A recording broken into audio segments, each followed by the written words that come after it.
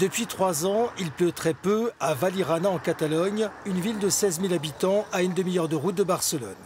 Une sécheresse historique qui a conduit la municipalité à décréter l'état d'urgence il y a 2 mois. Avec les restrictions d'eau imposées, il faut désormais compter sur les camions-citernes pour s'approvisionner. Remplir ces récipients est devenu une nécessité pour vivre normalement. J'ai 3 enfants, un nouveau-né, les 2 autres ont 7 et 10 ans. Imaginez ce que cela implique.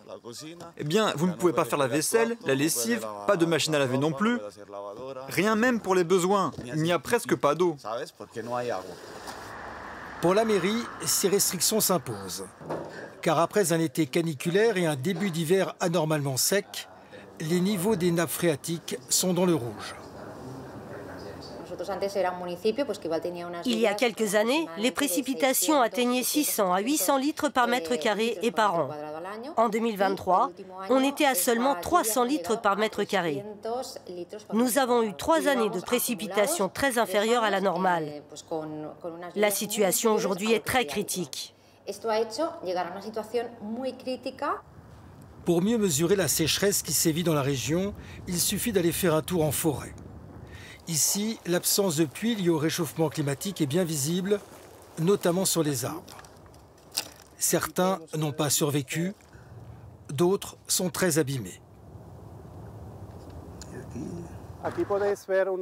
Voici un exemple de l'impact de la sécheresse. Les pins de cette forêt. Au premier abord, cela ne se voit pas.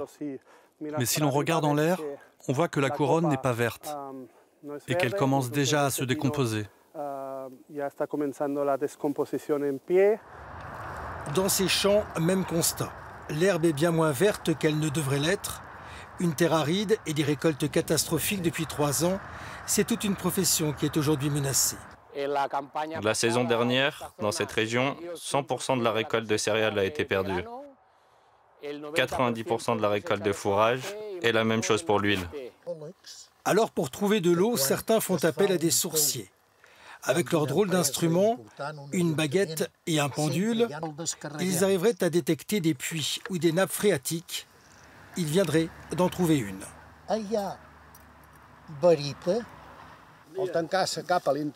Quand les baguettes se referment, cela signifie que nous sommes au-dessus d'une nappe phréatique.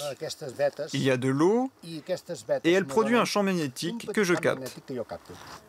Mais ces sources naturelles ne remplaceront pas les gigantesques réservoirs qui alimentent la Catalogne et dont les niveaux n'ont jamais été aussi bas.